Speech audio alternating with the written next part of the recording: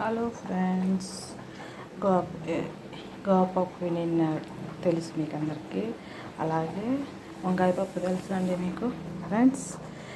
ఈరోజు వచ్చేసి నేను వంకాయ పప్పు చేస్తున్నానండి. వంకాయ పప్పు అన్నం ఉడుకుతుంది, గోవా పప్పు చేస్తున్నానండి. కావాల్సిన ఇంగ్రీడియంట్స్ చేశాను. కందిబ్యాళ్ళు, పచ్చిమిరపకాయలు, టమాటా, చింతపండు, వంకాయలన్నీ కోసి సిద్ధపరిచాను. నూనె వేసాను. నూనె వేస్తేనే మా పొంగు అనేది బుస్సని రాకుండా ఉంటుందండి. నీళ్ళన్నీ పడతాయి కదా, అలా పడకుండా నీట్గా ఉంటాయండి. ఇప్పుడు చిటికెడు కొద్దిగా పసుపు పొడి వేస్తున్నాను ఫ్రెండ్స్. పసుపు వేసి